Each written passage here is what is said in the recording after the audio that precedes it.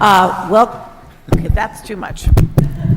Welcome to the parking management public hearing.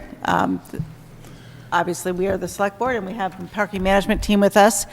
But before we delve into tonight's discussion and hear from some of the experts and hopefully hear largely from all of you, I wanted to take a moment of silence. Down the street from here, many are visiting our famous and deceased Captain Hudner, who was a incredibly important member of our community, and I thought right now it might be appropriate to just take a moment.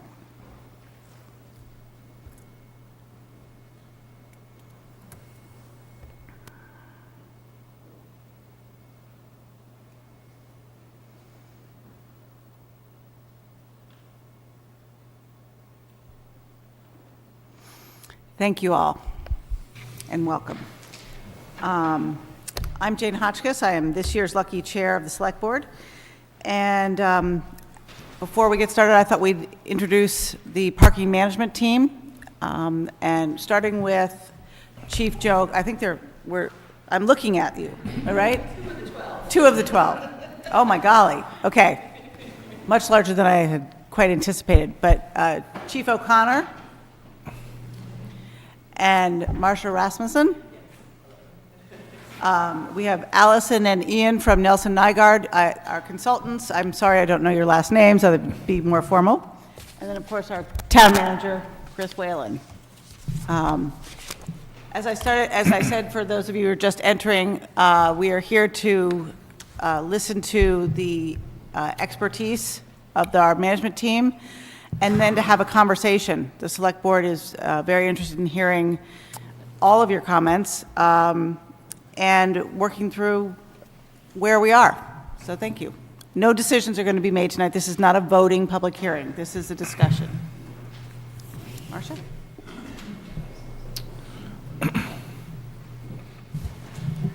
Thank you, Chairman Hotchkiss.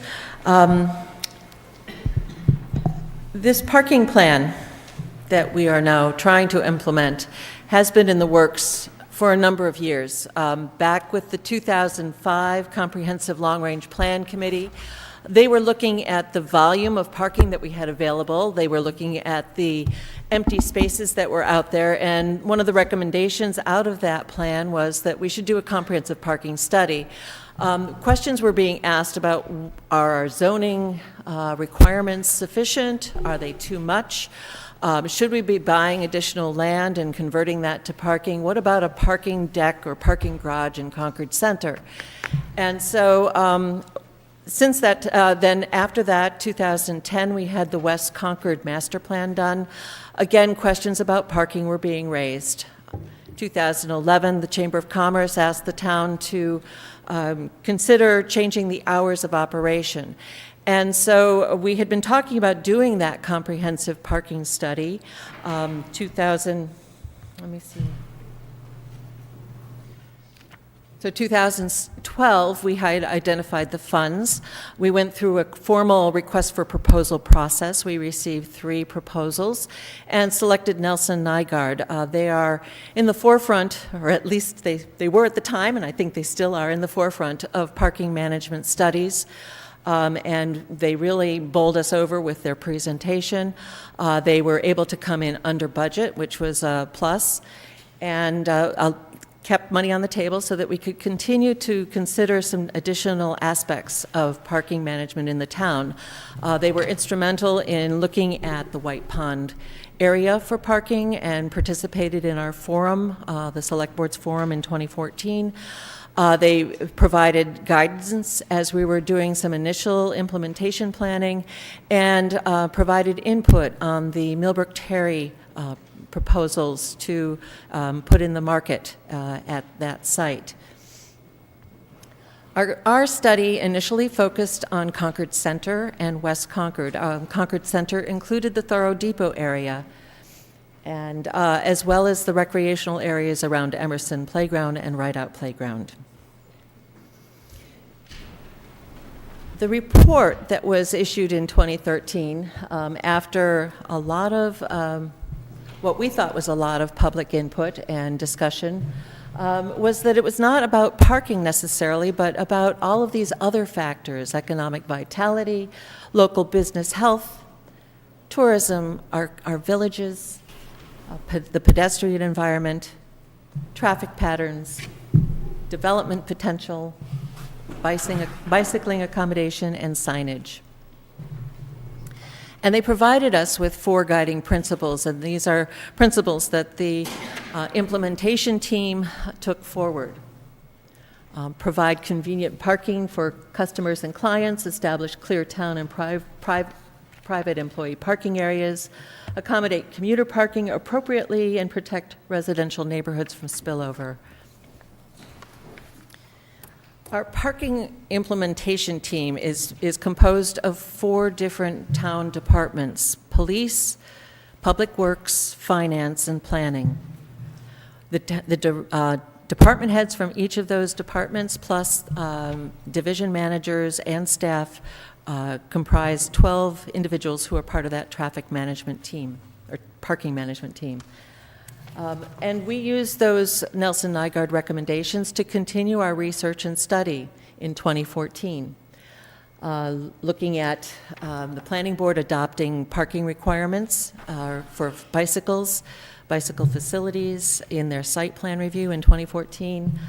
We attended an MAPC. MAPC is our Metropolitan Area Planning Council, our regional planning agency, to discuss all the options for parking.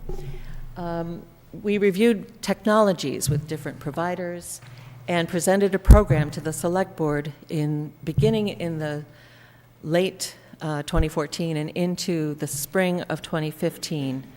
After which the select board said, well, we need one more hearing, we need one more discussion, and we held, in August of 2015, held an additional public forum.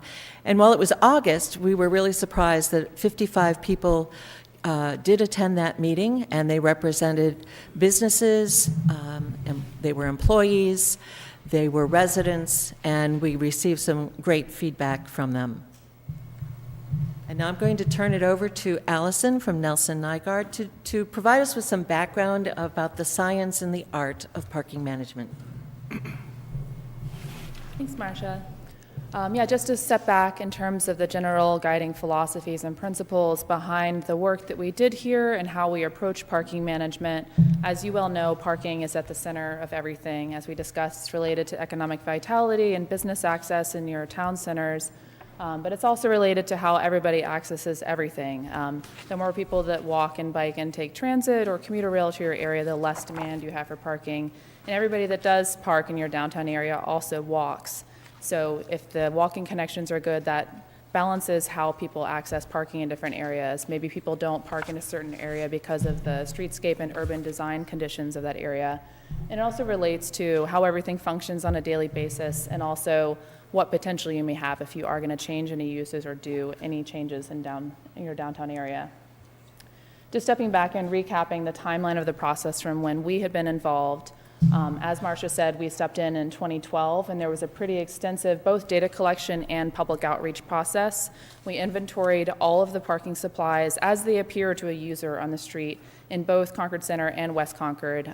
The supply, the regulations, what are the restrictions, how is it enforced, what does it cost, what is the technology, and then we paired that with collecting public input. We had over 400 people participate in an online survey. We held a number of open houses and workshops where people marked up concerns on maps and participated in various dynamic exercises to give us their feedback on the process. And we also focused on the tourist perspective here, recognizing that that happens a lot in your seasons here. And then carrying that forward towards fall of 2012, we started developing draft plans and went back to you, as you may be aware, and getting feedback on that and adjusting the plan based on your input as we go forward, which we understand from Marcia has been continuing today as we've been involved in that process. Just a step back, looking at the numbers in terms of your land uses and what currently goes on, for example, here in Concord Center, per what is required typically by ITE rates. This is how many parking spaces that one would typically need to provide in a town center, and as we understand, you probably don't want to pave over all of Concord Center to have parking, so we look at the demand that we actually observed in your downtown area and look at how that really functions. Different things have different levels of demand over the course of the day, and those fit hand in hand.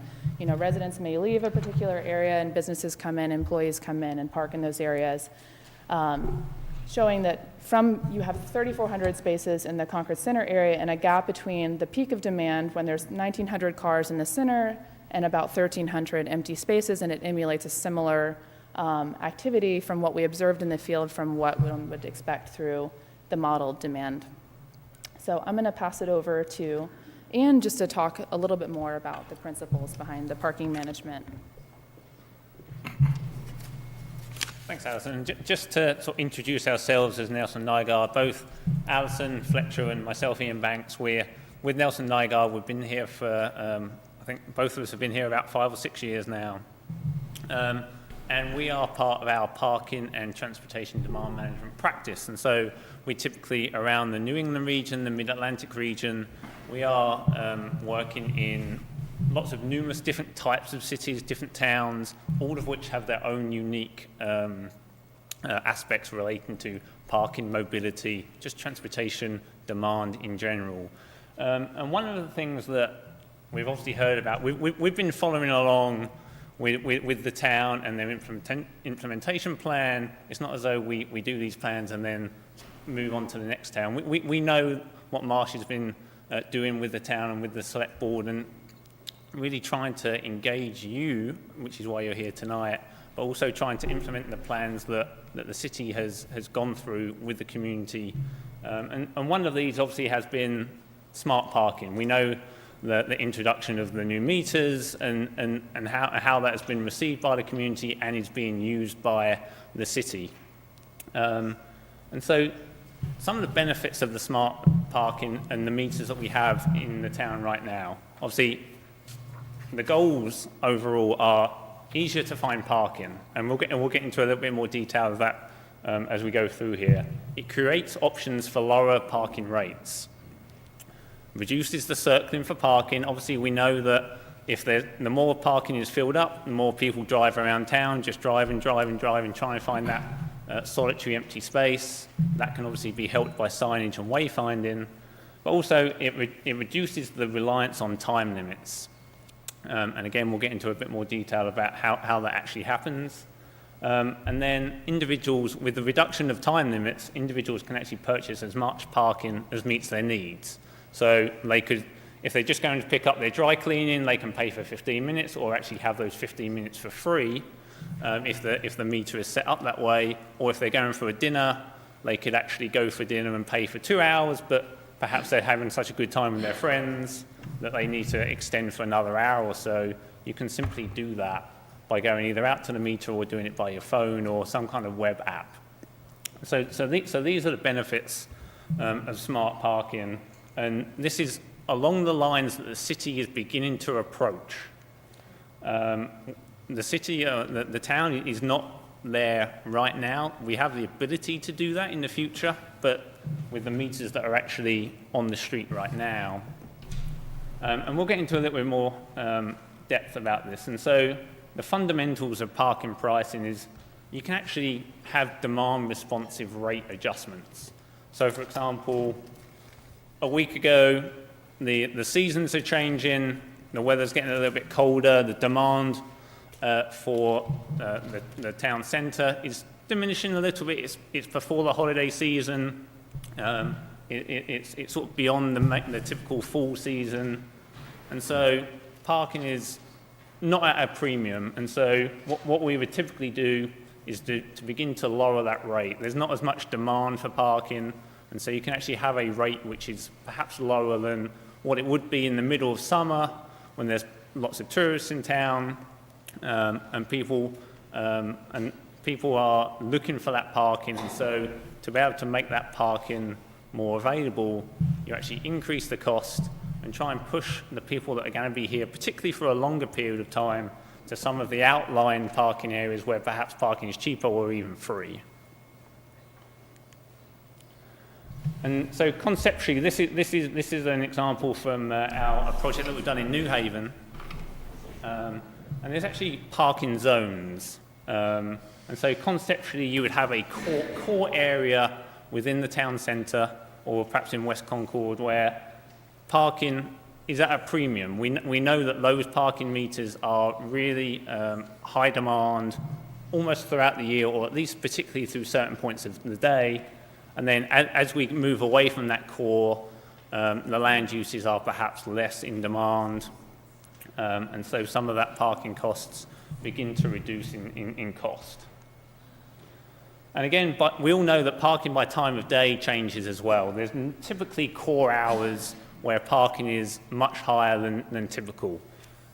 We found that in most towns and cities, that 11 to 4 p.m. is really that key demand period where perhaps parking could be higher in price per hour. So, for example, in this example, it would be, say, $3.50. And obviously, this is just theoretical, whereas during those morning hours, parking demand is slightly less, and so it would potentially be lower at $2.50, and then into the evening hours, depending upon the use, would again be much lower before perhaps being free during the overnight hours.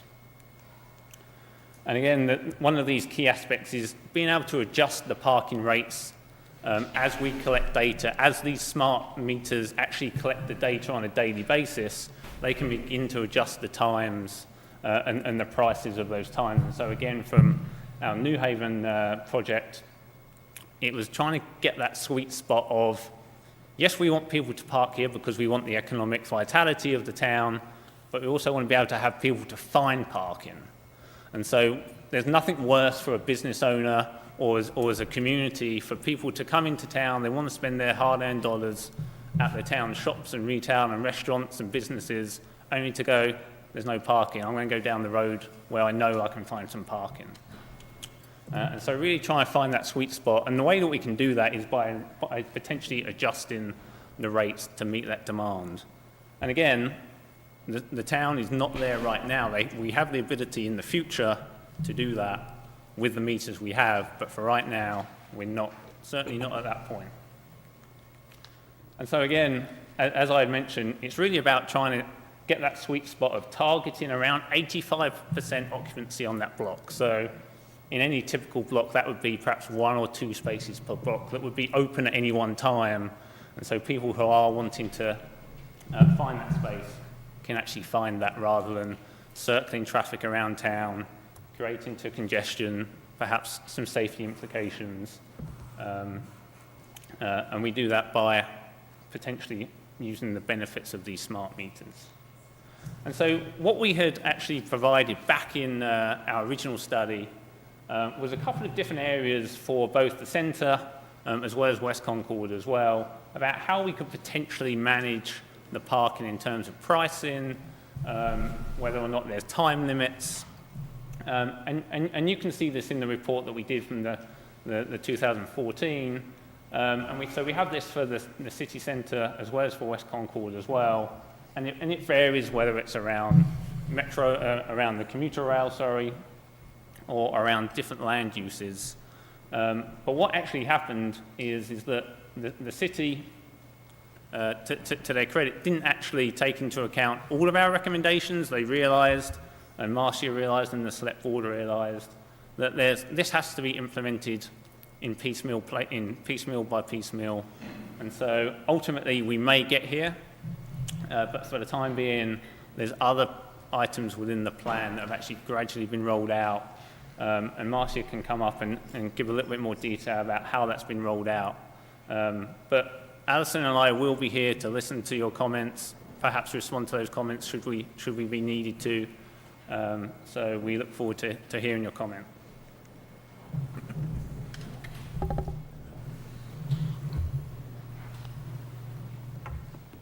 So in 2015, the town voted to provide the funding for implementing that parking management plan.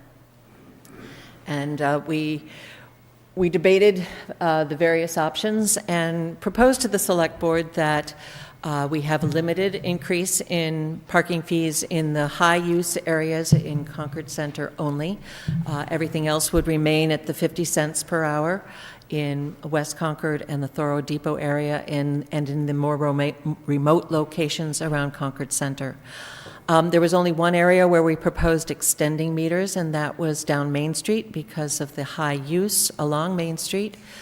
And then Public Works has been designing or redesigning both the Keyes Road parking facility and the Walden Street lot to improve and enhance the parking situation in those two locations. Our initial the recommendation from Nelson Nygaard was to consider paid parking in both the Walden Street lot and half of the Keyes Road lot, trying to recognize that there was a need for free parking to be available, and looking at adjusting the hours of operation from 1 hour or 2 hours to 3 hours or 8 hours so that people could park all day. Prior to implementing the plan, though, the Select Board said we need one more hearing. So in 2015, in August, we had 55 people come out to participate in a ongoing parking forum about, and we presented information. Nelson Nygaard was at that meeting as well, and received a lot of input that we took into consideration as we developed the plan. But we know that there have been some issues and some concerns. The old meters could not be replaced, were coin only, and so we went with new technology. It was important to offer more than just coin, and we were asked to make sure that we could do credit cards and pay by phone. Unfortunately, with advanced technology came the need for wireless services, and Concord Center doesn't have really strong or really good wireless service, which we found out.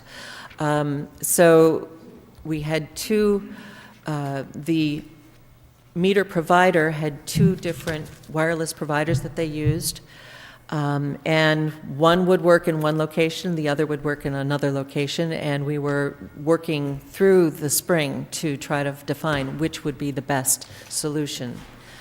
Additionally, we had proposed that meters be extended down Main Street, but the Historic Districts Commission felt that that was not appropriate, and so when I took this back after 2 rounds with the Historic Districts Commission, I went back to the parking management team and said, we have 2 options. We can go with strictly pay by phone as the only option, or not implement the plan at all. And the preference from the team was that we should go with pay by phone. We should implement the plan. In hindsight, that may not have been the best solution. We probably should have had some further discussion about that, but that's part of the reason I think many of you are here this evening. So what have we heard so far? We have received a lot of input by email, by phones, by being stopped on the street, that there needs to be free parking for employees, that we need more commuter parking near the Thoreau Depot, that there are concerns about pay-by-phone only on Main Street, and that has to do with signage, that there are no alternatives, and that it's not being used right now, and that's increasing speeds of traffic. There's concern by library patrons about the parking around the library in Concord Center. There is a lack of good or consistent signage, and we're trying to address that. That the meters are difficult to use, and so we're looking at how do you get the information out when not everybody is using an application or smartphone or a computer. And questions raised about the parking management study itself and that implementation, and lack of information about parking locations. Where can I park for free? Where can I park all day? And those kinds of things. I've spent numerous hours on the phone with commuters and with residents about parking in general. So that's a little bit of background information, and I hope that's sufficient for the Select Board to open your hearing.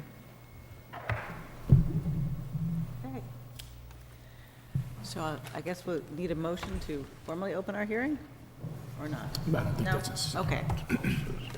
Then I guess this is for everybody here.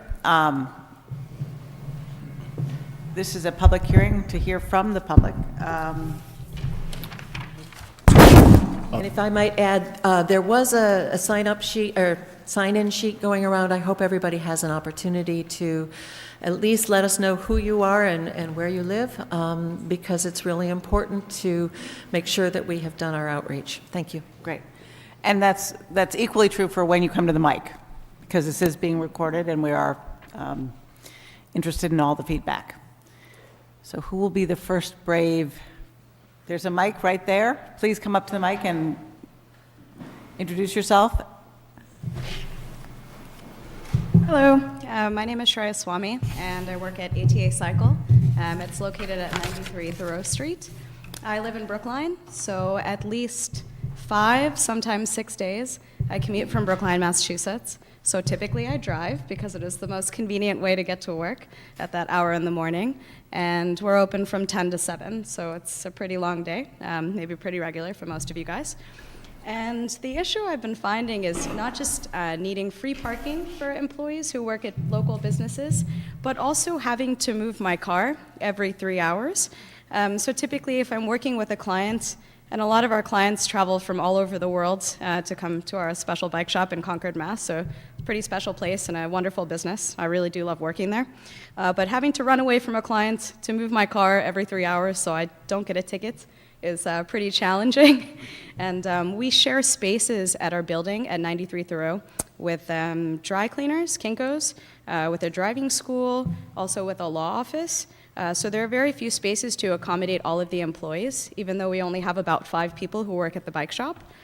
So it's been quite frustrating. One, having to run out and move the car, just having to pay for parking, working at a local business anyway. But that's more of an issue. It's more of an issue to have to move the car every 3 hours than paying for parking, which we've been doing because have no other option. And also we were told there was going to be free parking for us on Main Street, but now I see signs that are implementing paid parking there as well.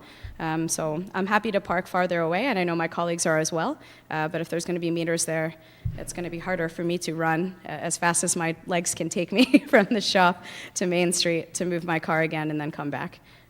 So thank you for your time. And again, my name is Shreyas, and I'm an employee at ATA Cycle.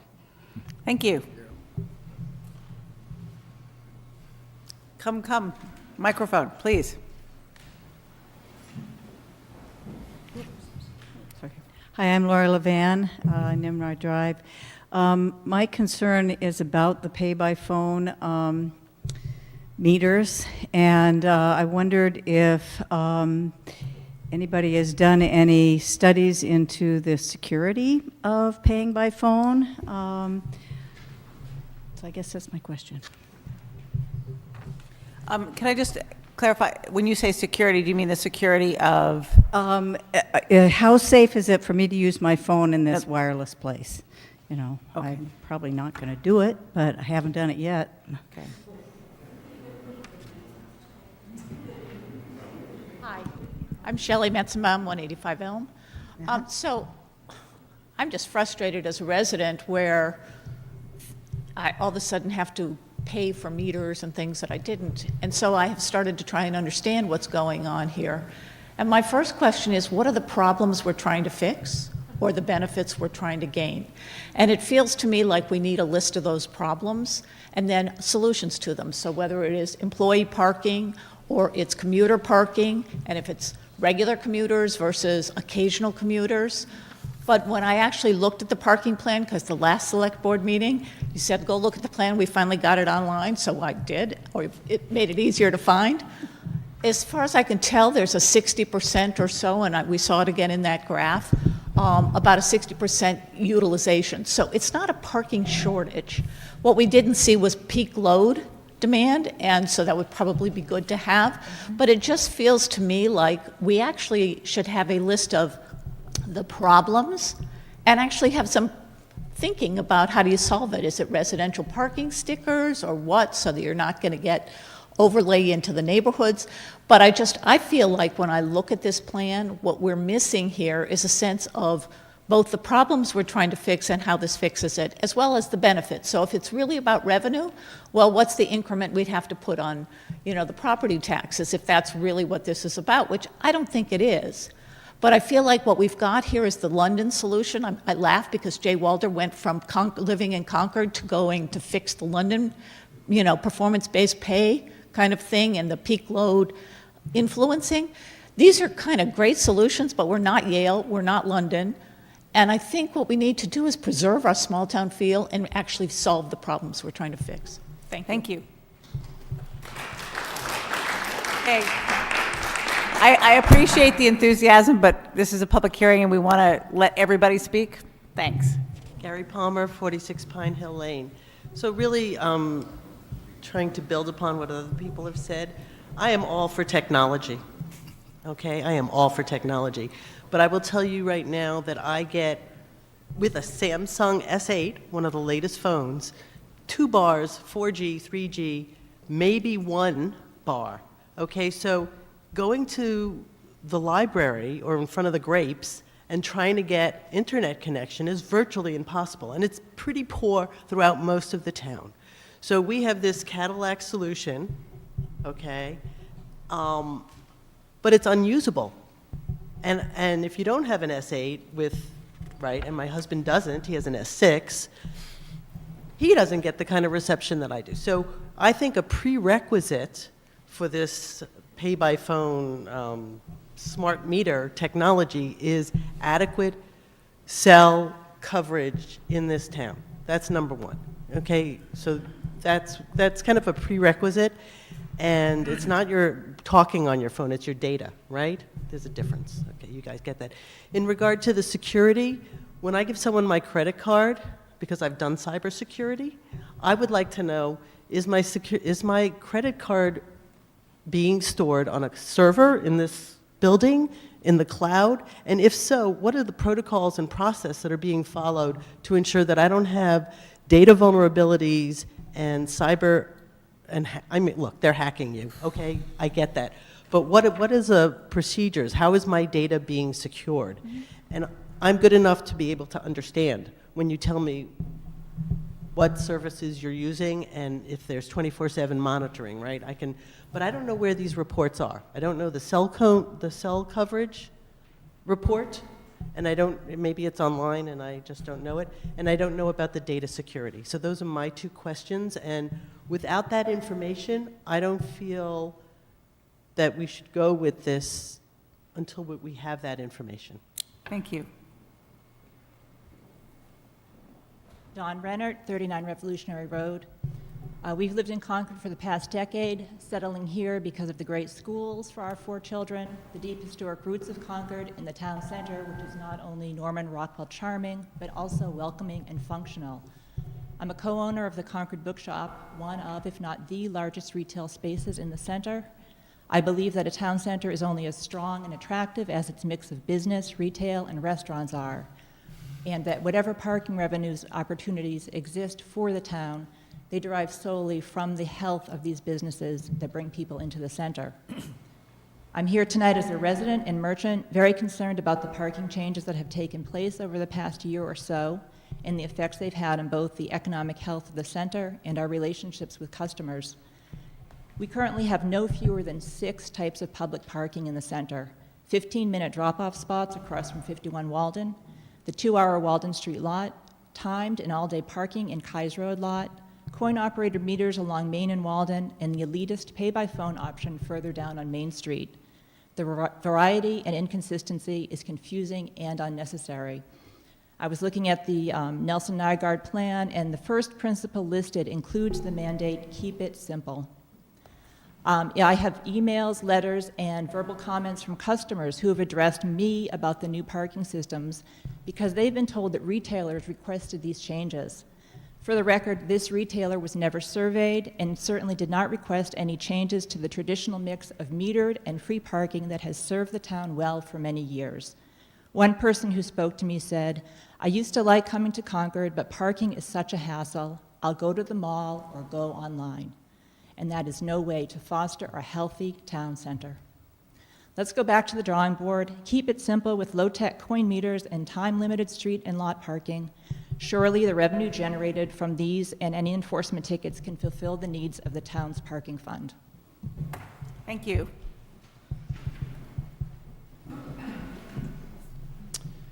Hello.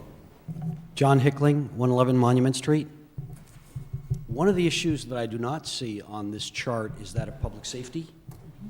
I coach soccer at Concord Academy, so you may discount that for the source, but my players tell me that the speed at which cars move down Main Street now, with no cars parked, is much greater than it has been. In addition to that, I was actually stopped at a pedestrian walk the other day for a pedestrian, and because no one was parked in a parking spot, a car passed me through the parking spots. So I'd like to introduce that element of public safety, please. If I may ask also a question, I'm not sure this is a question answering forum, but I'd be interested in knowing what the parking revenue estimates were for this project and how they've changed. Anyone observing sees that, of course, the street is devoid of parking, and presumably the estimates have come way down, and whether there is also a payback period associated with the investment in this project that should be discussed. Okay? Thanks. And we'll get to that when we get into some of the feedback point. Thank you. Hi, I'm Bill Montague. I have Montague Gallery on 10 Walden Street. I want to thank you for having this hearing for us. I'd like to give you a point of view from a retailer's point of view. I've been a retailer for 40 years, and I want to just give you some facts. Now, when the toy shop closed, I was very upset, and also when Concord Cookware closed, it even really got me upset. I'm saying, well, what's causing these places to close? Well, most people think it's the rents. Well, I say, well, the rents haven't changed, so what has changed? I went on the internet and I looked around and I saw, what have other towns done? Dearborn, Michigan had 38% vacancy rate. They took out their parking meters, they cut the vacancy rate in half in 1 year, just by removing the parking meters. That's all they did. Parking meters have a great influence on retailers. It's a financial barrier between us and our customers, a financial barrier, because people come into my gas and they say, if I can't find a free parking place, I leave. Other people get a $20 ticket and they say, I'll never be back here again. So parking meters are just ruining the retail business in Concord. And Hudson, get rid of their parking. They had 23 vacant shops in Hudson in 2008. They got rid of their parking meters. They cut the vacancy rate in half, their vacancy rate to 1. And what they did is they took out all the parking meters, they put up signs that said 2-hour parking. And they had nobody disrespects that. And then if you look around another town, Hudson, go over to Maynard. Maynard's a ghost town. They've had meters there for years. They're 25 cents an hour in Maynard. There's nobody there. Vanderhoof and Harbison Hardware left, and they were there for 70 years. They moved to Stowe, where they have no parking meters. And I went to talk to them. What happened? He said, we had no walk-in traffic in Maynard, so we moved to Stowe, and they're doing fine because they didn't have no parking meters. So that's all I have to say. But thank you very much for having us hearing. Thank you, Bill. Hi, my name is Don Kingman, 166 Main Street, Concord Academy. We participated in the townwide parking study, worked with Marcia, and recently we've started to realize that we were identified as part of the problem and we were told this was a townwide situation. A couple observations of what's happened. I think we've seen a visual clutter of signage along Main Street. I think I counted more than a dozen signs just in the Concord Academy general area, and I'm not sure that's in the best interest of either party, the town or Concord Academy. As John mentioned, I live on campus. My house faces Main Street, and anecdotally I can tell you, with the aperture being wider without cars parked on either side, particularly people going west, they're looking at that Thoreau-Neshottic intersection, and if the light's green, we're speeding up, and speed is a concern of ours. It's also very confusing, the pay for by phone app for visitors. If revenue's a goal, and I understand that increasingly well, consider neighborhood passes, maybe what you might find in the Back Bay of Boston or some other urban areas. I'm not opposed to meters. To me, it would be a better customer service side of things. And we also want to work cooperatively with the town. Where is integrated into town and vice versa, and we want to be part of the solution. So we'd like to problem solve with the town and see how we can both share this really scarce resource that we have. Thank you. Thank you.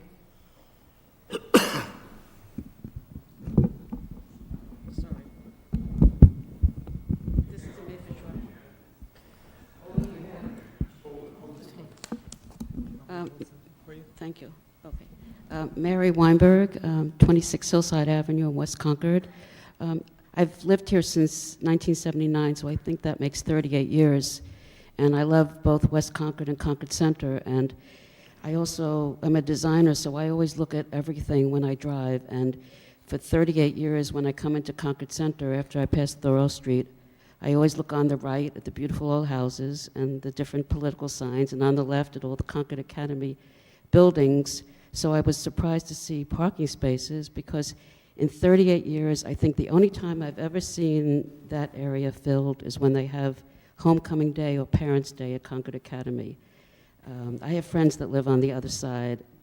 So that's one thing. The other thing, then I saw the sign, pay by cell phone or whatever. I don't have a cell phone. So I noticed this about a month ago or 2 months, and I went in and I was kind of very sad, because it seems like it's the technology is kind of squeezing some of us who don't have cell phones out. And I went into one of the stores, and when you come into Concord Center, and I know the gentleman meant well, but we are not a city. And we keep saying we're a town, and we run by town meeting, and everything gets voted on by the people of the town, and that's the way this town works. When I go into West Concord, if I go into Deborah's, sometimes I end up eating there, my little salad and buying things. Then I wander into the West Concord 5 and 10, then I go across the street to the consignment shop, and I end up dropping money around. And I do the same thing in Concord Center. If I go to the bank, I go over to the cheese shop, I go over to all the stores that are in Concord Center, and I spend money. I was saddened to see the payphone only, and one of the owners of one of the stores had suggested, and a man was there, and he said, you know, this is an infringement on our civil rights. This happened several weeks ago, and I didn't think of that. I said, what do you mean? He said, well, it's not taking into account age and income. So I said, what do I do? So I thought, I'll call the Attorney General's office. Every few years I call the Attorney General's office, and I've learned they keep lists. So I called, and I spoke to a lovely intern named Lily in the Civil Rights Division, and she said, actually, one other person beside you, Mary, has called, and they keep a list. So they did say, if they have a list, they look into it. And what happened is that technology is racing so fast that this has never been a problem before. So as I'm going to quote from NPR this morning, because they had a piece on companies and places that are making people pay by phone, and the public right now in the United States is not buying it, for all the reasons that everybody has said before. But this thing is a civil rights issue. And the Attorney General's office, if we all call and they have a list, it's something that is legit. It's a discrimination against people who come to Concord who are looking for an outing and don't have a cell phone. They're not allowed there. Older people like me who choose not to have a cell phone for various reasons, that means the only way I can park there is if I buy a cell phone. I won't do that. And plus, I don't want to put my money on an app. I'm old-fashioned, I like cash. So that's that part, the civil rights issue, which I think is very important. Before I forget, I was really hoping that the CCTV cameras would be here today, because I think that what the fellow residents and people who spoke before are so wonderful and legitimate. And I think we pay for CCTV. for community television. And this is one of the things I thought is so important for us. Excuse me, Mary, the cameras are mounted on the wall. CCTV is Great. recording this meeting. Delete that. Can you press delete? Can you cut that out of the video? Anyway, that's good. All right, so good. In the printout, a friend printed this out for me that was put out by the town by Eric Stevens, Public Information Officer, on the paid parking in Concord. It mentions in paragraph 3, it says, there are 2 areas in town where parking will require that a person use solely pay by phone. 1, spaces on Main Street near Concord Academy, and spaces on state-owned West Concord Community parking lot. I was personally involved with 2 other residents for 4 years to get the state to buy that depot, and we did the design, and we picked out the lights that are in the parking lot, and I worked with a lighting consultant, and we reduced the wattage on it, and our town at the time, that was 1989, was going to pay for the power. And the merchants of West Concord, and Maynard's here tonight, which is what I stood up and I was told by the merchants, they bought that land and they handed it over to the town because I mentioned that to the T, and that's how we secured a certain amount of free space. When you drive in on the right, there are 10 spaces. We got the T to do that when I mentioned that the West Concord merchants had bought that lot. So it's not state-owned. Maybe something's changed, but as of then, it was not state-owned, but the town does pay for the power. One more thing. I got very nicely a printout of the executive summary from the Nelson, and they talk about the prosperity benefits from a stable, locally focused residential community, which is what we are. We're a residential community, and I think that the residents at town meeting, it should be a warrant article to decide on these issues about how much the meter should be. Personally, I feel it should stay at 50 cents an hour. It breaks my heart if every time I come in that I have to pay $4 each time. I don't want to do that. It's very sad. I would like 50 cents an hour and let town meeting decide. And also, it talks about Concord as being a transit-friendly town. Well, years ago, when I helped run a seminar facing the future for our town in like 1980 or 81, I invited the people from Lexington who were on the transportation committee. They brought in L'Express, which goes all over town. Our town never has done anything about that, so I take my car into town. If I had L'Express, maybe I wouldn't have any problem with the parking meters, but we don't. So the only way for me to get into Concord Center is to drive. And I think that's it. Thank you. Thank you. You don't mind, I'm going to put this back in the stand because my arm's already tired. Yes. Ara Avakian, 501 Powder Mill Road. I'd like to make a couple of comments as a parking user. And they're not all negative comments. First of all, I park in Concord, I go to the library, I go to stores, I park in West Concord. Most of the time, my business is under 12 minutes. So I'd like to thank the town that I can get to park for free for 12 minutes. I think it's a wonderful thing, and you should keep it. I hope you do. So that's the positive comment.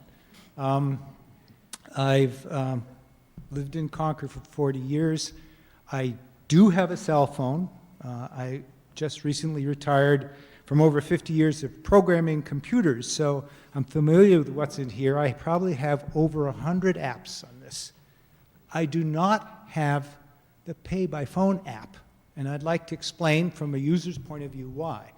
As a computer software, the last job I had, it was very important to understand the user experience, and that's what I'm trying to give to you now. We would go to customer sites and watch them use the product. So what happened? Why don't I have a pay-by-phone app? I do everything else with a phone. I control my hearing aids. I do banking. I do shopping, web browsing, mail, whatever. Everything is on here. why don't I have a pay by phone? Well, the first time I drove down Main Street towards the center of town from Thoreau Street, and I saw all these signs, and I said, what? Pay by phone? I'm looking for a parking space now. I don't have time to stop somewhere and download an app. So I went around the corner and found the free parking in front of the library. I happened to be going to the library there. Well, the problem is this repeats over and over and over again. There's never any reason for me to, at home, download that because I'm hoping that I'm going to find one of the nicer spots where I can either push a button, get 12 free minutes, or park for free in front of the library. So I think there's a fundamental flaw with the pay-by-phone parking along Main Street.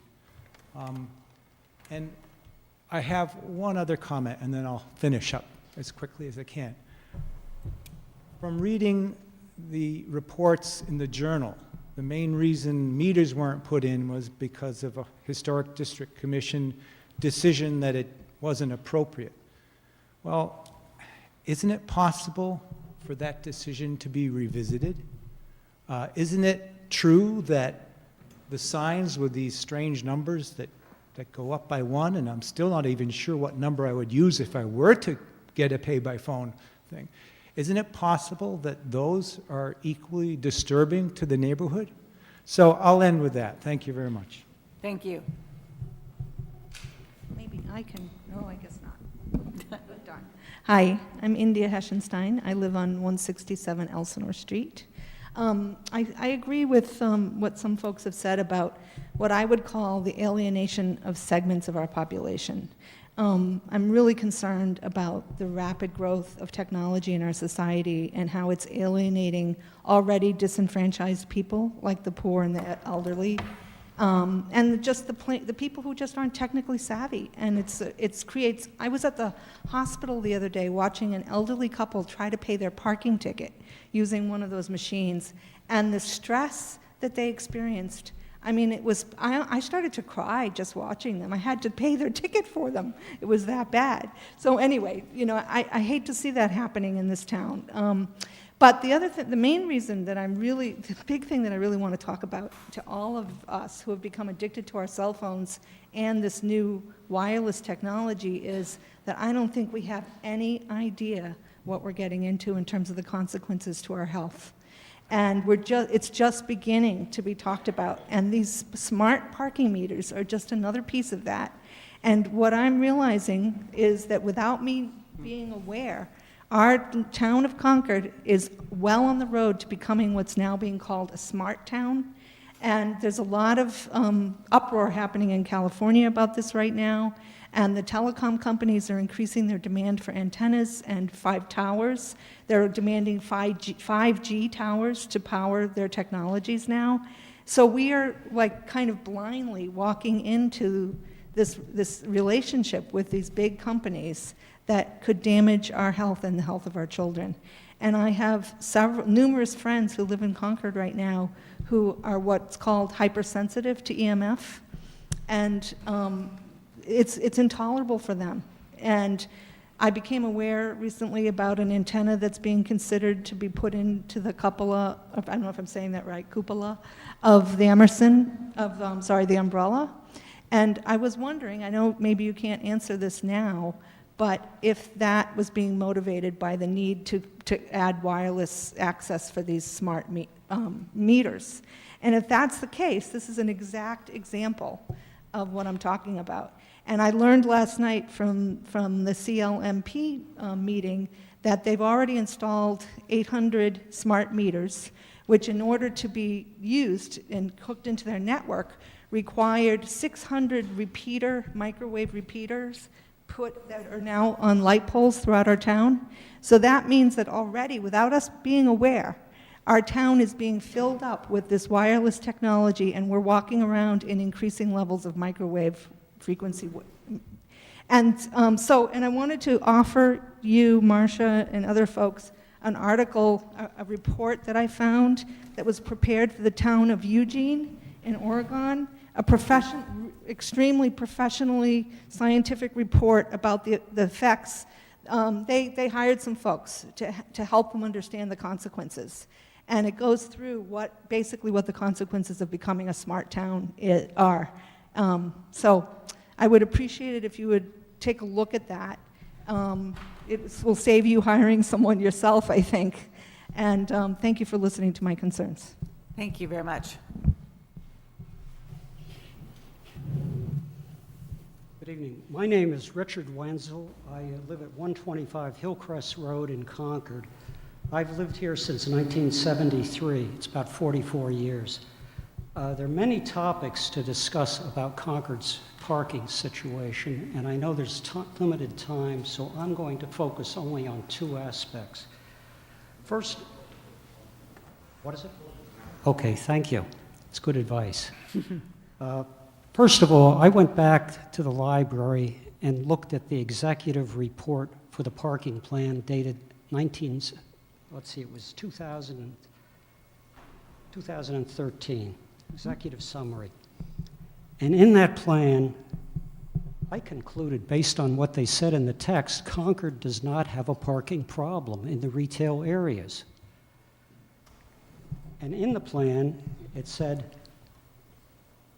major stakeholders said that including that finding a space in Concord Center or West Concord is easy, except during the December holiday season. And I've lived here long enough to know that's true. The study also said that for Concord Center, for both weekdays and weekends, less than 60% of the total parking capacity is used at all times. The same statistic for West Concord is less than 40%. Now, if you turn those numbers around, what it means is 40% of the spaces in Concord are vacant on average, and in West Concord, 60% of the spaces are vacant on average. Now, one of the things that the town manager and the town planner have said an important reason to install meters is to ensure parking space turnover.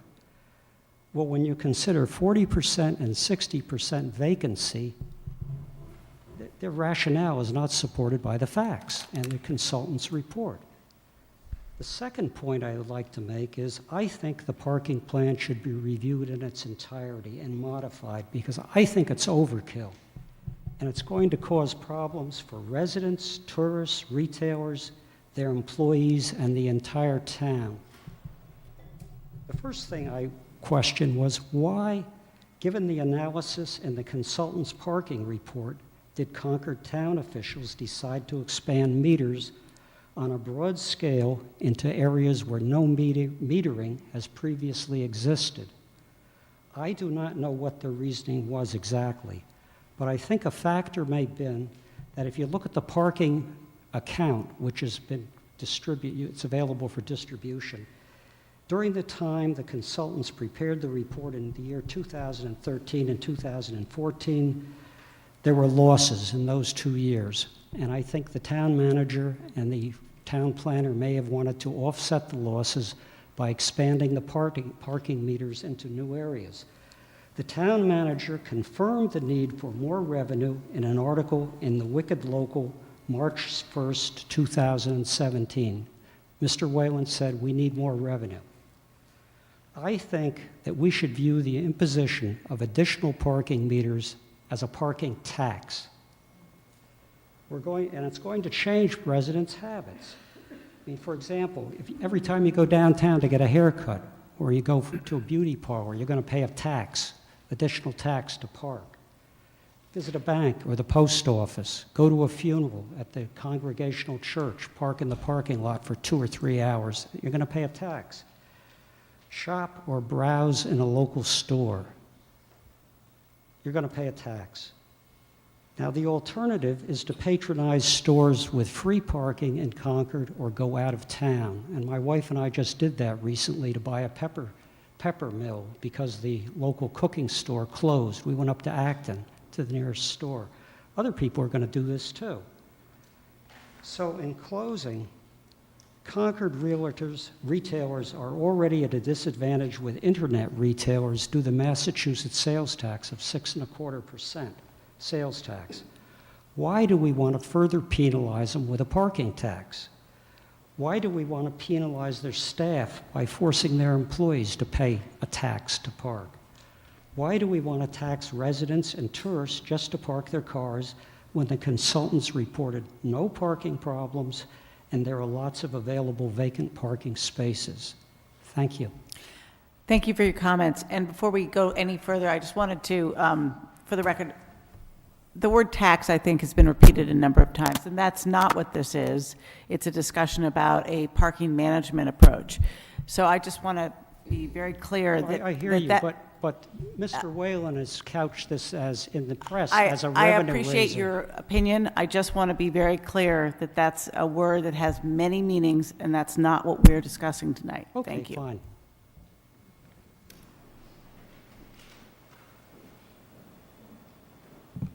Joanne Gibson, 88 Walden Street, and I'm absolutely bowled over by all the various ways of coming at this problem.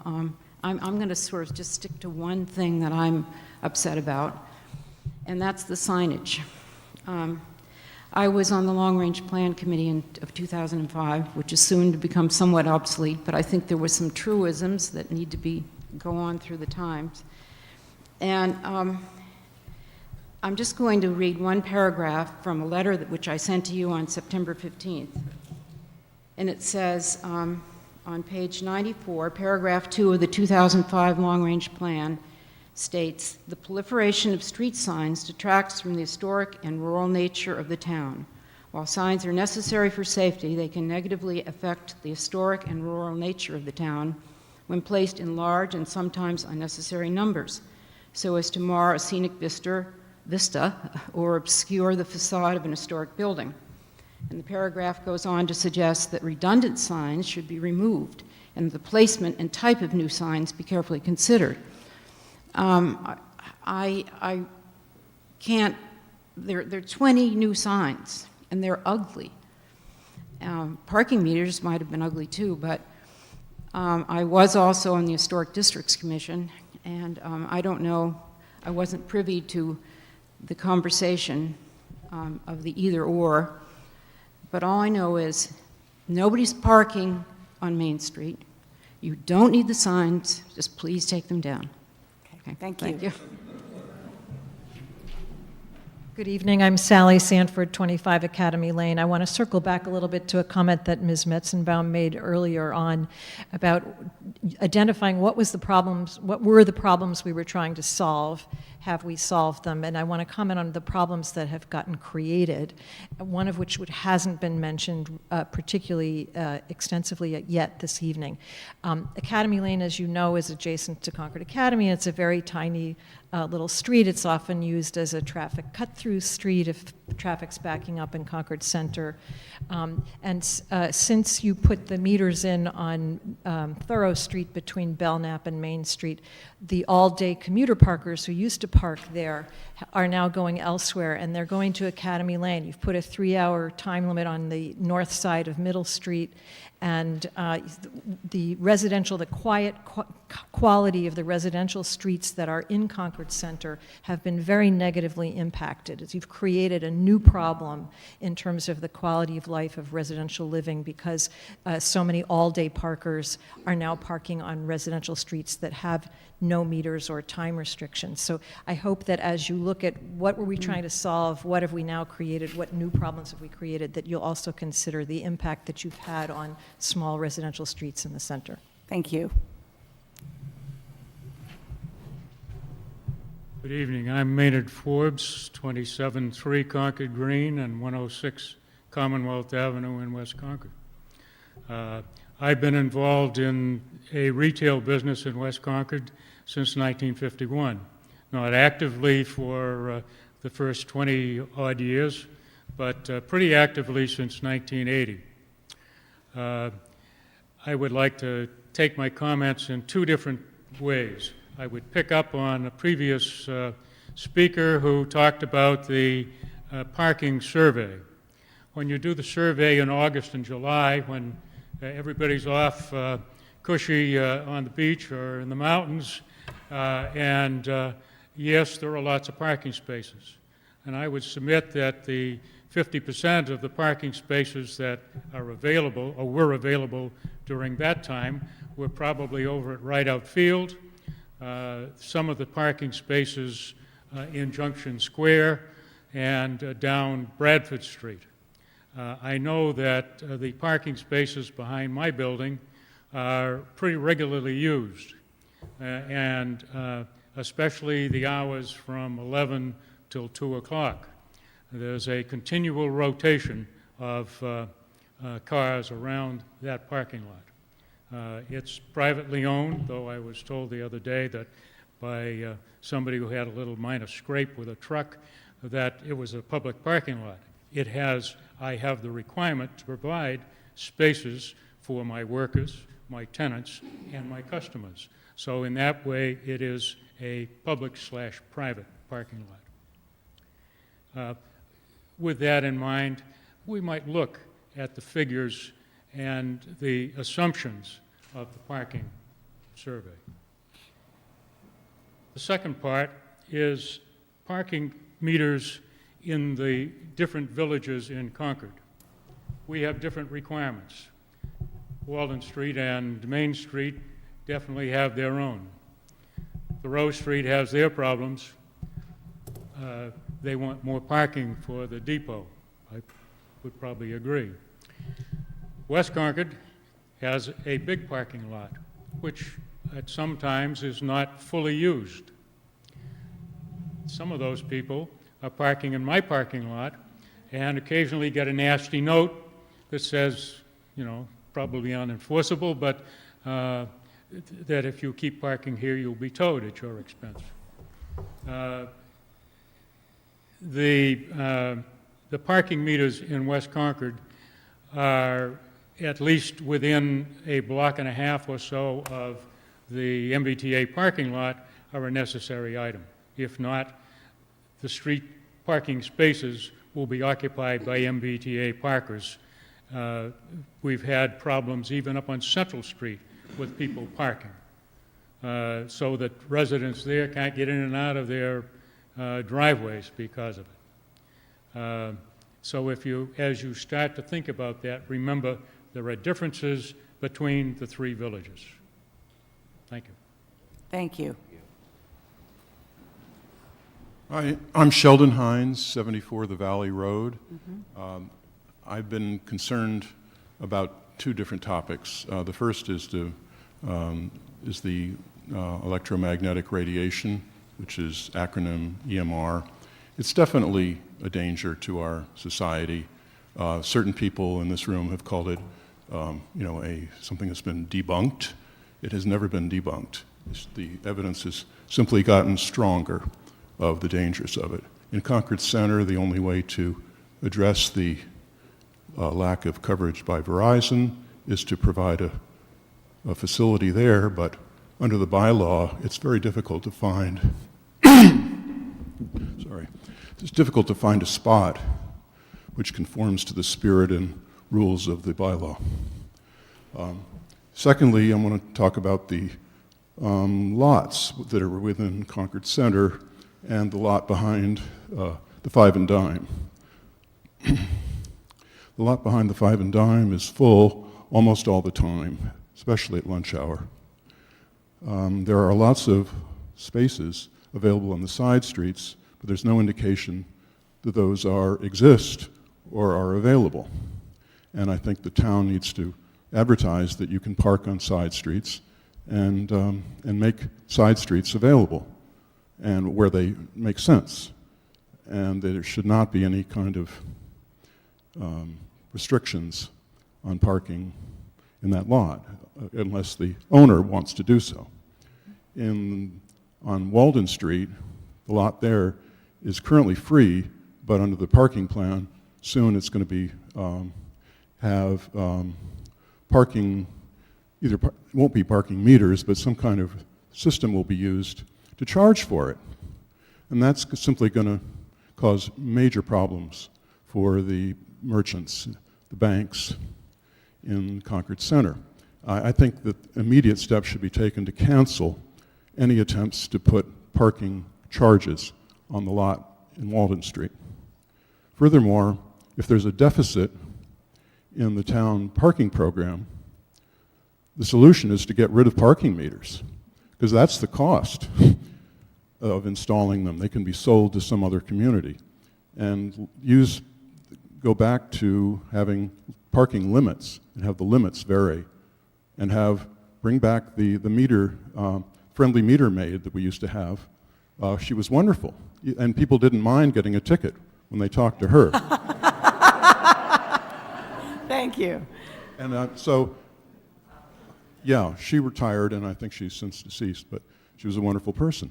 So why not bring back the meter maid, get rid of the meters, and then we won't have a deficit anymore in our parking program.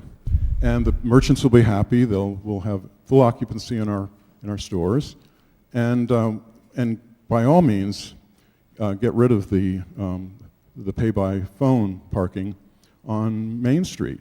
I'm just shocked every time I drive by there, any hour of day, there's nobody parked there. It's absurd. And I don't want to put an app on my phone. Putting an app on your phone is, furthermore, it's a privacy problem. I don't know this firsthand, but I'm told by a friend of mine who's a real expert in security that you give up your privacy rights to use the app. And the similar app in Cambridge does not require you to give up as much privacy on that app. So that may or may not be true. Hopefully you've already heard about that on the Concord listserv. Thank you. Thank you. Bye.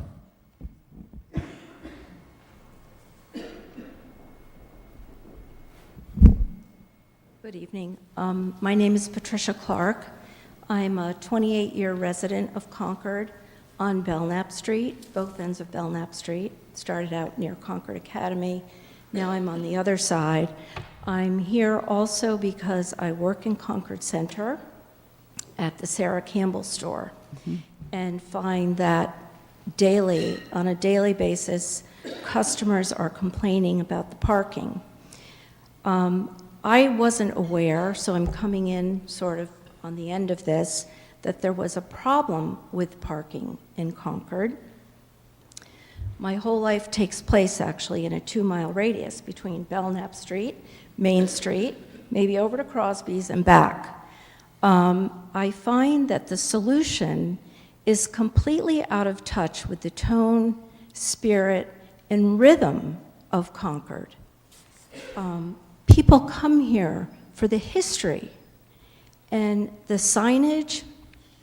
To Joanne's point, I travel down Main Street. I walk down Main Street between Thoreau down to my store daily. Cars are going faster. The signage detracts completely from the beautiful landscape that we should all cherish here and that I cherish. Now I'm here also representing my customers who come in. Everyone needs more than 3 hours. I don't know if you know about shopping for women's clothing, but they come to town for lunch with their friends and then go shopping throughout town. 3 hours is never enough. They're always looking for parking. They're so concerned about getting a ticket. And we have visitors from all over the world who shop in Concord Center. We have customers from surrounding towns, customers from Boston, Arlington, Brookline, Cambridge. They come to Concord Center for shopping, for the history, for the architecture, for the ambiance, for the tone and tenor that we provide. I'd like to suggest that we have free parking throughout the holiday season, from the day after Thanksgiving until the end of December. This is something that's practiced in Wellesley and other towns, and I think it would be a friendly gesture at any time, but particularly given what we're going through right now with the parking problems. Thank you for having the hearing tonight. Well, I will take one moment to offer a little positive back and say that the Select Board has voted to make it free parking on the Black Friday and the Saturday before Thanksgiving. We wanted to have, Black Friday after Thanksgiving, thank you, sorry. Thank you all. And the Saturday after. We're going to take up the rest of it at our next meeting. So, Well, I hope that it will be considered throughout the whole season. yeah, and Thank that's, you. we wanted to have this meeting first. Great, thank you for having it.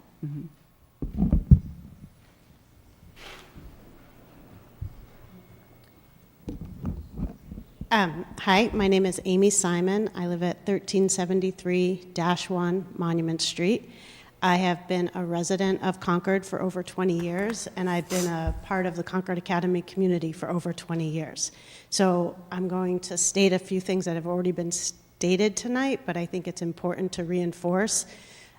As a parent, I am very concerned about the speed of traffic that is racing down Main Street without cars parked along the side.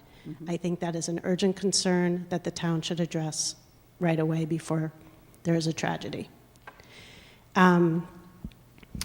Soon after the signs on Main Street went up, there was an article in the Journal where it was stated, and I apologize for not having the article with me, that it was clearly this, we had no choice because students and faculty at Concord Academy are parking along Main Street all day long.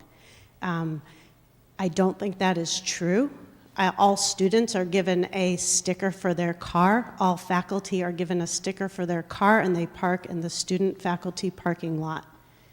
The lovely lady who I don't think is here any longer that worked at the bike store who spoke first tonight, she clearly said that she, as an employee, was directed to park as an employee on Main Street before the parking signs went up, because that is a free place to park. So I think that should be reevaluated by the town, that it is not necessarily the Concord Academy student and faculty and staff that are parking along the street.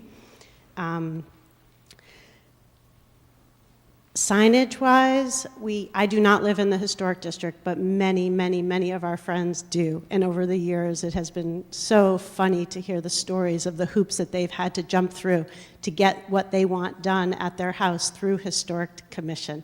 And I understand you are not the historic district, but to see these signs clutter one of the most beautiful streets in our town and the historic district, to say that that is okay, there's a disconnect there, and I think it should be readdressed, and I hope the signs come down very, very soon.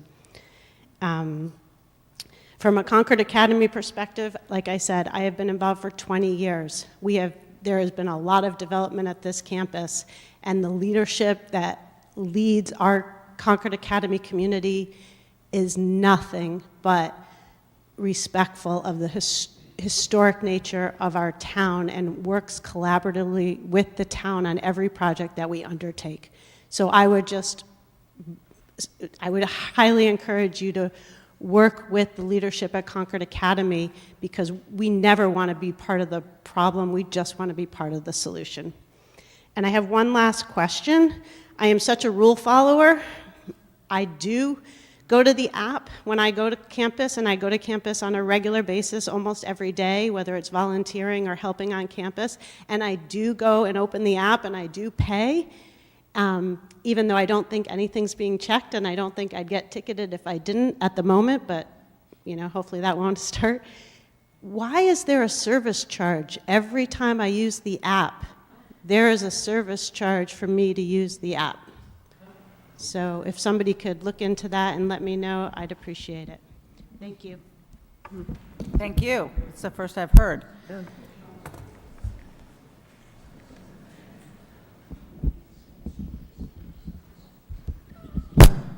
Cambridge has a surcharge too. Boston doesn't.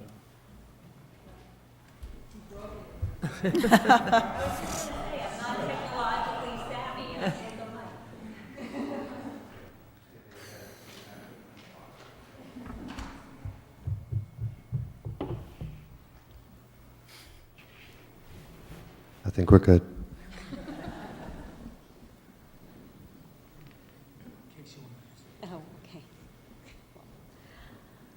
Elizabeth Stevenson. I'm a business owner in Concord Center at Artisans Way on Walden Street, and I almost don't know where to begin with all of the issues. The time is so limited. The issues are so broad. My first question is, when I see these slides that come up on the screen about what this all was about, nowhere on there does it say anything about raising money. But I don't understand what these meters are here for except for an attempt to raise money, because I don't understand what the meters do that couldn't be done with a sign saying whatever the time limit was determined to be appropriate for that space, other than supposedly to generate money. However, it's my understanding from financial reports that these meters are not servicing the town in generating money for the town. So I don't understand at all. Apparently, it was not an official consideration for the plan, and however, it seems like it's the only reason why you would have a meter instead of a sign alone. So that's one thing. The issues of providing free long-term parking for both customers, patrons, visitors, and employees is something that is being jeopardized greatly by the idea of changing the Walden Street lot and the Kai's lot to limited time paid parking. I mean, there's so many things. Again, on one of the slides that was up there, it was saying they wanted to create options for lower rates. That didn't happen. The rates went up. They wanted reducing the, I can't read my own writing, improving and enhancing the parking situation downtown, which clearly has not happened since the implementation of these new meters. The anecdotal evidence is boundless of people coming into stores. Columbus Day weekend, big weekend, fall foliage, lots of people in town from all over the place. Somebody comes into the store and says, gee, you know, do you think I could get some quarters from you? Because I tried to download the app, I couldn't get it to work. I tried 3 credit cards, I couldn't get them to work. I don't know whether it's being charged or not, but there's no time on the meter. Do you think I could get some quarters? So of course I give them quarters. Not long afterwards, somebody else comes in and says, can I get some quarters? I tried to use a credit card in the meter and it won't take it. So I jokingly say, well, how many credit cards did you try? And he says, 3. So, I mean, it's just the anecdotal evidence of the disastrous implementation of these new meters is, you know, ask anybody on the street, ask any merchant, ask anybody shopping, everybody has a story. I'm sure you all have stories. I guess ultimately the bottom, my main question is, why do we have these meters? And I wish somebody could answer that for me in a way that made sense. There were reports that the merchants were asking for the meters. I did a little survey. I've got over 24, a little survey, because I don't have time because I'm trying to run a business, over 24 business owners saying this is not what they want. Nobody asked them. They didn't volunteer this information that they wanted this. It's a farce. And I would like to know what the real reason is for what's going on in town right now. In terms of answering any direct questions, I think we're going to try and have some of the folks on the parking management team respond at the end. I don't want to, you know, otherwise it gets broken up.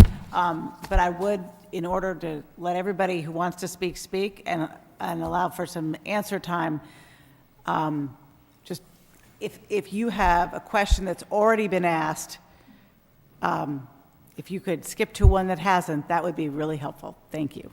And I'm afraid you've got a short mic now. Oh, yeah. Dave Douglas, 66 Monument Street.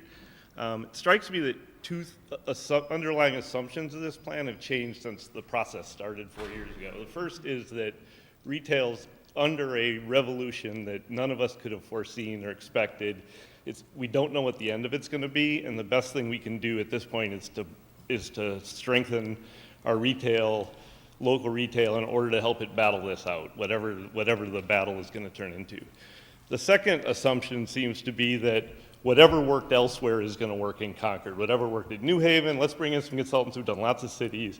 I think the town of Concord has been speaking up and saying that assumption really needs to be challenged here as well. So I would hope at this point, given all this change, that we have some courage to step back and take a broader look at this and see what the range of things is.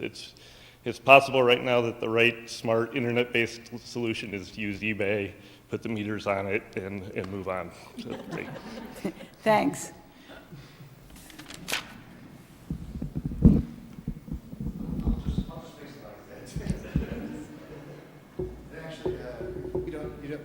It's better to not touch it, and that way we can just, all bounce and back there. Coming down, I guess. Yeah. Okay. Thank you, guys. I'll touch that part. Susan Walker, 95 Central Street and 101 Commonwealth Avenue. I have lived for 30 years in West Concord, within a block of the West Concord Center. I currently reside on one of the streets that has been allocated as overflow-free parking, so that's constantly full. And I'm a business owner in West Concord Center, so my life is all about no parking. And I just wanted to say that in the 30 years that I've been here, the change has been huge. It used to be that West Concord was a fairly quiet area with not much business and plenty of parking. And then it became a booming place, and thank goodness now it's a hot spot. That said, the parking is starting to cause business to drop. I, as a business owner, am getting phone calls from people saying, where is your parking lot? Because there is no parking available, and I can't come into your store unless I can find a place to put my car. And I have to say to them, I'm sorry, I don't know. What that tells me is there's an information problem. I don't know that I necessarily agreed with the results of the study that said there was so much free parking available, because some of those free parking spaces was my driveway. But that said, one of the things that the study said was key was information and sharing this information. And the best of my knowledge, that's the piece that we haven't done yet.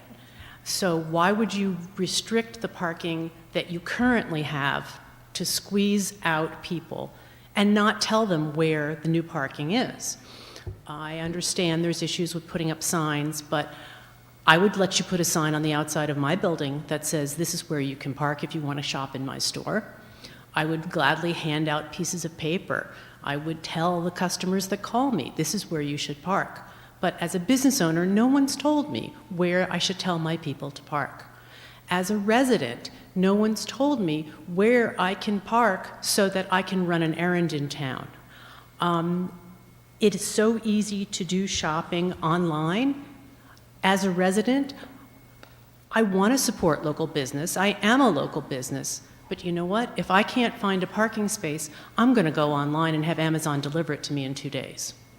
It's just a fact of life, because I don't have the time, and I want to do the right thing, but I just physically can't. Going to the library is the same thing. It's called the Concord Free Public Library, except that you can't park there. That said, I want to get a book. I'm going to go to a different town's library that's in the library network where I can park, because it's a lot faster in that sense. So you're discouraging people from using the businesses and in town, and I know that's a big issue right now, is keeping businesses alive, but the parking situation now is helping to bury them. And I just wanted to make sure that, you were doing that. And then the third thing is parking enforcement. There's no shortage of tickets handed out. I think we could use those resources in a different way to foster a positive feeling about the area, and to monitor parking and enforce parking. Resident parking permits and a special area that's set aside so that residents can run their errands. A way of tracking the wheels. I don't know if it's still considered new technology or usable technology, but it used to be you would mark wheels with a piece of chalk, and then you could know if they've been there too long. we clearly have the manpower to give out tickets. Let's use that manpower in a more friendly way to monitor parking. Thank you. Thank you. My name is Faith Howland. I live at 69 Middle Street, and I've been there for 34 years, so I'm practically the oldest living inhabitant of Middle Street. I just have a question. I don't intend it to be responded to at this meeting, but I too was appalled and shocked when I saw the new signage on Main Street requiring the pay-by-phone setup. I took my phone over there and I couldn't make it work. Fortunately, I don't need to park there.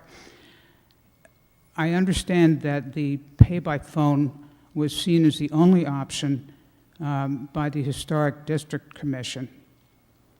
And I would like to understand better, this may be naivete on my part, but I would like to understand better where's the bottom line? Who makes the ultimate decision on all of this? Is it the Historic District Commission, or is it you guys? If that could be addressed in a newspaper article or in some other way, it would be helpful. Thank you.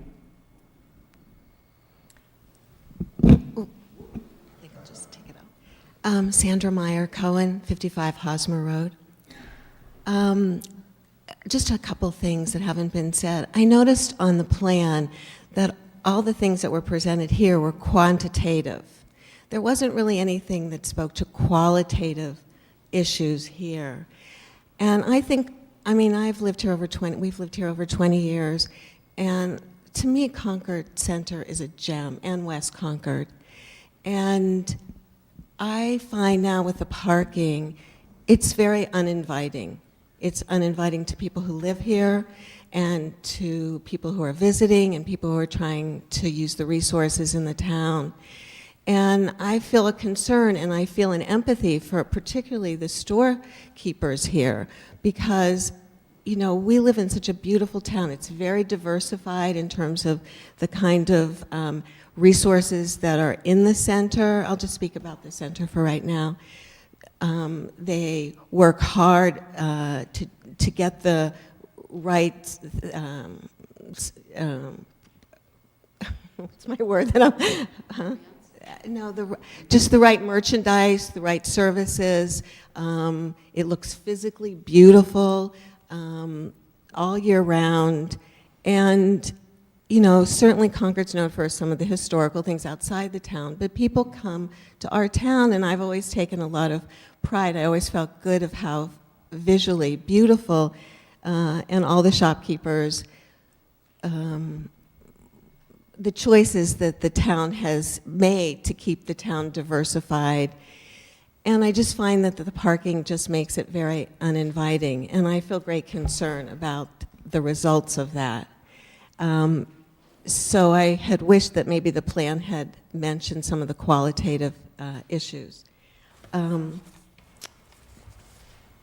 noticed when my husband and I went to the South Shore, we happened to go there, we went to Hingham, and they have no parking meters, and it was very welcoming. I don't think that this solution to, which I'm not even sure what the problem was originally, or where we needed the money and why there couldn't have been other options looked into if the town really needed the money.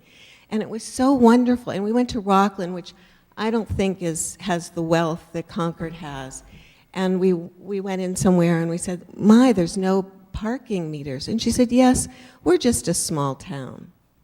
So, you know, I had wished maybe the spirit of Concord had considered that kind of feeling.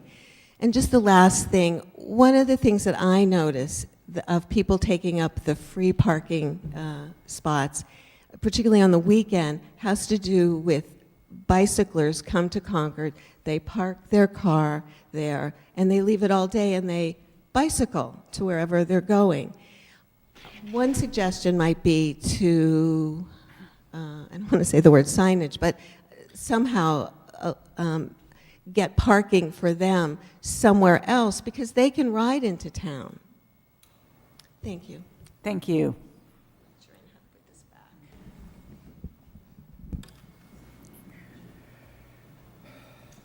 Jonathan Rushmore, 586 Main. Can you hear me? I think you can hear Yeah, me. I think you have to get a little closer there. I got you. You're good? Yes? I just want to, first of all, thank you for taking the patience to listen to all of us. And I know this is a moving target. You know, this has been done for, you know, the study was done in 2013, it's 2017. Things are changing very fast. So I understand that this is a moving target. I think a couple of things that I'd just like to highlight, and I think it's very important to highlight this. It's the use of pay by phone, and again, this has already been said, but it's important to say it again.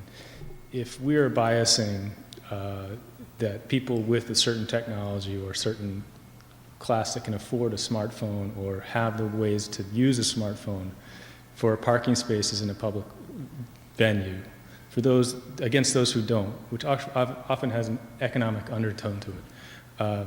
And I know this may be an unintended consequence of what happens, but respectfully, it's simply wrong, and it needs to change. Thank you. Good evening, I'm Richard Follander on Old Bedford Road.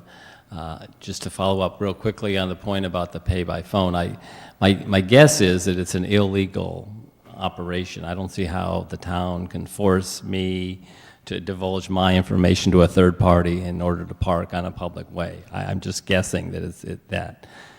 Someone also mentioned the idea of someone with a piece of chalk, which I wanted to, was my little pet peeve, is that a person walking along with a piece of chalk, marking a car, walking back at a certain hour will give out plenty of tickets, and you won't have that many people staying that long. And number three, and a little bit different take on the bicycle, there was a mention earlier about bicycle parking being included in new developments. There was, a few years ago, a possibility of opening up some parking places, actual parking places for bicyclists. I think we want to encourage more and more people to come here as cyclists because they spend money here. The more friendly we are to cyclists, the more we're going to be seen as a unique community. I live on Old Bedford Road. I'm seeing more and more what I call normal people riding their bikes. I'm a spandex guy too, or was much more than I am now. I see people, kids, middle schoolers, women in a skirt with a basket. These people should be heralded when they go up that hill on Bedford Street and protected. We're not allowed to put markings on certain roads, apparently, but we can put non-existent parking places marked on Main Street. So bicycle parking is totally off this discussion. I think it needs to be included. And we don't want to have people just putting all their bikes on the convenient parking meters in front of the stores, on the benches, everywhere else, but we want the cyclists to come here. So let's take a couple of spaces at least and make them bike-friendly as they have in Lexington, as they have in Arlington. Let's get with the program and do that and spend a little less time worrying about every single car finding its home. Thank you. Thank you. Hi, can you hear me? There you go. I'm Meg Gaudette. I live at 62 Maple Street. I'm actually a native of Concord. I think I might hold the charge there. 5th generation. I have a business in West Concord. I'm thrilled you're going to do the Shop Local Day with free. Thank you. I hope you guys will advertise it. I served on the West Concord Village Committee. I served on the Village Study Committee. I totally agree with Joanne. It's not necessarily about the amount of parking as is the signs. I'm very much appreciate what the gal who owns the bookstore said about a healthy downtown centers and how that attracts and keeps the town healthy. We all know how pretty Concord is and how charming it is. But my fear is the rumor monger, so to speak. All it takes is for someone to drive through Concord and not be able to park or do whatever they perceive to go home and tell somebody who tells 10 other people, and they won't come see us. So whatever you do in a positive light, I hope that you will push it out there in the public, whatever venue you have, whether it be a social media or a newspaper, however you want to do it. But again, thanks for doing the Shop Local Day for free, and please advertise that stuff, and let's get some new people in here and not scare them away. Thank you. Good evening. My name is Jim White. I live in Lincoln. I've had my business in Concord at 175 Sudbury Road since 1985. And I spend almost every day here. And I also own the property at Millbrook Tarry where we're building Concord Market. I guess the thing well, first of all, I must say I don't think I've ever attended a meeting where there hasn't been one thing said in favor of the subject matter, and I agree with that. The concern I have is, first of all, I don't know that there's been a lot of attention given to the impact on private lot owners of these meters. We now have people at Millbrook Terry who park at our lot, employees, and then go downtown and use it all day. We have people who bike who park there. And obviously, if you put more meters in, it's going to put more pressure on our lot for people to park there. I just think it might be worthwhile to have some consideration given to that topic. And the other thing I think is that the town may need to be a little more proactive than it's been instead of just putting parking meters in. I mean, that's, in a sense, an easy solution, although it hasn't solved anything. What I'm thinking about, and I've raised this question before, when the market opens, there's going to be a shift in the local use of Concord Center. There's going to be a lot of business going to Millbrook Terry, which does not go there now. And I think that the town should consider it has a very large parking lot, the Keyes Road town offices. And if you go look, there is a sign out there that says public parking. I think that the time will come when with our development and what's going to happen with that part of town, it's the expansion area for the center of Concord. I'd like to ask that you give some at least serious attention to what might be done to use that lot for parking. You've talked about employee parking, and it certainly would be a good spot for employee parking. I don't think it's used as efficiently as it could be. And the walk from Millbrook Terry into Concord Center, the loop that you make around Keyes Road and Lowell Road, it's only an 8-minute walk, the whole loop. And people do park there and from one and walk to the other, as is evidenced by the swap-off. People, when they used to be able to park at Millbrook Terry, would use it. Now that we close it for a couple of hours, people walk with their stuff that they're taking or giving from the Keyes Road lots down to the swap-off.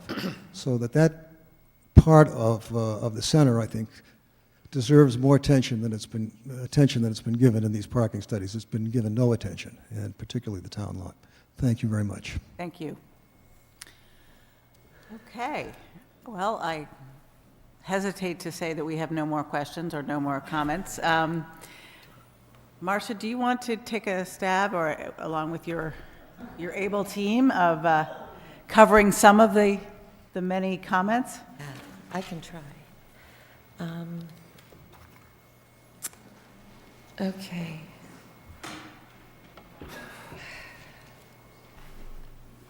Good comments, and much appreciated to receive them this evening.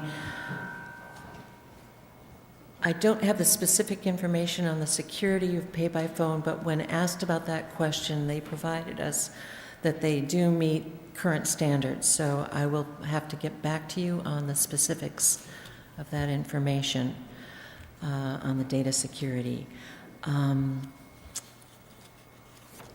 Okay. Regarding timing of when the survey of parking spaces was done, that was done in mid-May, when things are pretty busy in Concord Center and in West Concord. And then the weekend study was done in June, mid-June, before people ran away for the summer. Why meters?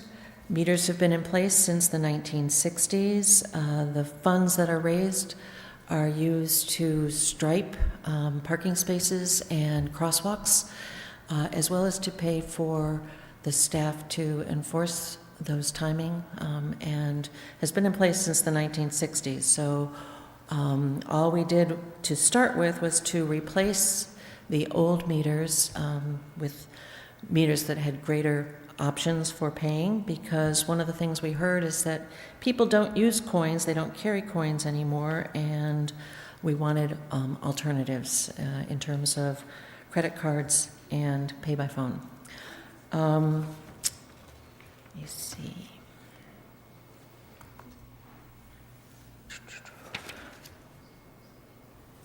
Can't find my notes here. Pay by page. Marcia, perhaps you could answer that question, why parking meters, why do they exist? There are some people who feel we should remove them. I think there's a difference of opinion among the merchants, some of whom want to see the parking spaces turn over on a regular basis.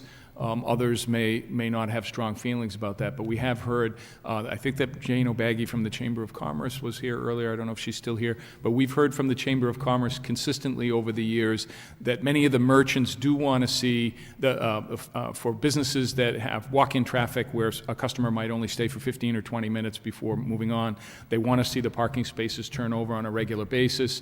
Others are indifferent to that, and if employees were to park on Main Street or Walden Street for 8 hours, it wouldn't make much difference to them. So we're trying to balance what we've heard is a strong concern that if employees are allowed to park in the choice lots on Main Street and Walden Street for 8 hours, and there's no turnover of those parking spaces, that some retail businesses would be hurt. So that we have, and I see Maynard Forbes nodding his head and saying he's mentioned that being at the 5 and 10 in West Concord, he would not want to see the commuters parking for free all day on Main Street. So those are some of the challenges that we're facing by having the parking meters, why they went in the 60s. Maybe it's time to reflect upon that, but our reason in having the parking meters specifically was to address the interest of the merchants in having spaces turn over on a regular basis.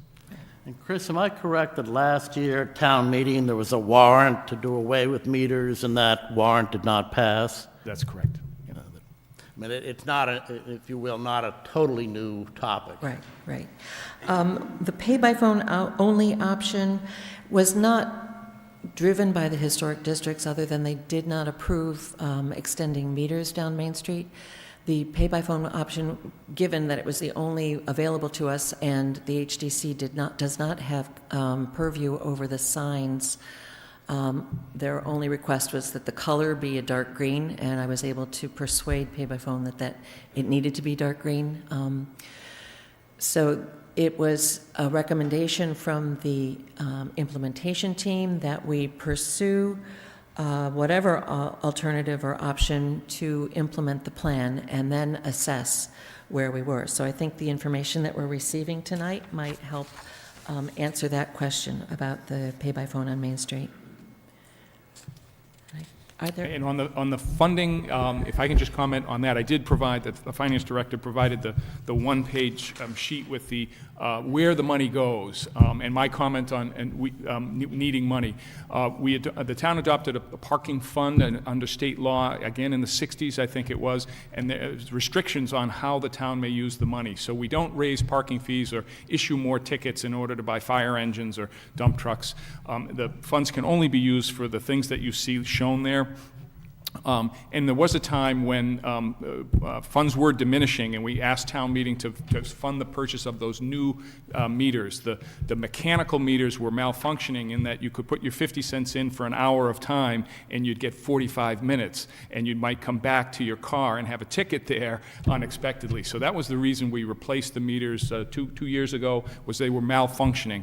And I think that the Chamber of Commerce reported to us that there was a 50-50 split among the merchants, that half of their membership wanted to see the meters stay in place and half of them did not. So we're trying to, the meters are not there to provide a revenue stream for us. It really is to try to maintain the vibrancy of the downtown area. So, we're open to discussing that further. Does that though, Chris, I think the other question is why the meters on Main Street? Because that's really not as much for the merchant turnover. In the area of Concord Academy? Yes. Yeah, that's a fair question. It was a recommendation of the study that parking was beginning to head down that way, which it hadn't over the years. And you could see when there were no parking restrictions there, it was essentially full this past summer, until the signs went up, the pay-by-phone signs. Virtually every parking space, when I arrived for work at 7:30 in the morning, was taken as I drove by. Now I see the woman from Academy Lane is absolutely right. The spaces are now empty, and Academy Lane is full up when I drive by at 7:15 or 7:30. So I don't disagree with that observation. Madam Chair, if I could just address a couple things. The meters, as the town manager said, that we had previous to the ones that we couldn't get replacement parts for those meters. And we were receiving a lot of frustration from residents and visitors that they could not use those meters. And we did hear from a lot of people, and also through the study, that people wanted options. And people wanted, because they specifically, one of the number one things I heard when I first became chief here is we don't carry coins, we want options. And we felt we would address that, and there were some cellular issues that we've been working on. As far as there was a comment about enforcement, one officer on a regular basis throughout the town, and I think he's very fair overall. And I think our department, our officers are very supportive of businesses, try to be at every event and try to support people and work with businesses. Some people may not agree with that, but I can tell you we do, and we try to be very supportive of the businesses. So I just want to clarify that, because the officers do work very hard in this town. And let me comment, I guess, since I'm the manager and I'm responsible, that I take full responsibility. It was not well handled, and I take responsibility for that. We did a lot of communication in April, and then did the implementation in August. So a lot of people didn't know to expect what you saw. We didn't explain what we were trying to do. The meters in front of the library were not well received. We tried to respond to that in September by having 30-minute parking in the lot, in the Sudbury Road lot. So that is how we've responded. I think the board has heard that the phase 3 is to have calls for implementation of metering most of the Walden Street lot and about half of the Keyes Road lot. It sounds like people would be very concerned about that, so we will put that on. It was planned to happen this fall, but the paving and resurfacing of those lots was delayed until next summer, and fortuitously, perhaps. So we will delay and perhaps completely eliminate the idea of metering those areas. So anyway, I do want to be clear that we didn't do it well. We didn't communicate effectively. This isn't. The board did want to hear feedback, and we've certainly heard some feedback. And I did want to make sure that this program is not intended to raise money. It's intended to be self-sufficient, so that it pays for its own costs. If I could add, we do have plans for this is the Keyes Road parking lot, where there are proposals to make improvements next summer. And the initial thought had been to use a pay station. That's something that we don't have to implement right away. I think having the infrastructure in place makes sense for the future. Maybe it's 10, 15, 20 years down the road, but it is not necessary at this point in time. This plan doesn't reduce the number of spaces, but it improves the design and layout of those spaces, and provides for bus parking of one bus plus a drop-off pickup area. So we're trying to formalize where tourists and visitors on buses can be dropped off, which is convenient to the information center and the restrooms. The same is true. I met with many business owners prior to the Public Works Department implementing their plan for Walden Street. And one of the concerns was about having long-term parking for employees. And so the solution was to identify spaces around the perimeter that will be all-day parking if they wish, and shorter-term parking or 3-hour parking in the center. So we are listening, and we are taking into consideration the various issues that are being raised by business owners when we do the outreach. And I think we have implemented a bus parking drop-off pickup area in front of Wright Tavern in response to the Concord Museum work that's being done. And I think we're going to formalize that as a pickup drop-off zone area. Not permanent parking because it does block visibility, but it's a good location for visitors. And then we do have bus parking currently available at 2 lots in Minuteman National Park, as well as the boat launch area on Lowell Road where we're directing traffic bus parking. But we're trying to get that information up there. I've been working with our Public Information Officer, Aaron Stevens, to develop a web page about parking and to provide information about where people can park. So we're working on that. I apologize that it's taken so long, that there's a lot going on in town. So I beg your patience. Thank you. Anything else? Do you have next steps for us? Yes, Perhaps one of my concerns is the signage. I do think the signage along Main Street is inappropriate. And is there any thought given as to how that could be changed somehow? The only solution would be to remove the pay-by-phone signs and to remove that as paid parking. And hopefully we could do some outreach, talk further with Concord Academy about how they might help us in maintaining those spaces along Main Street. So, I think we should have those conversations. I think they're planned. Yes. Right. Thank you very much, Marcia. Thanks, Marcia. And to the entire team. And all of the people who turned out tonight. Yes. This has been a very productive evening. Thank you. Thanks for coming.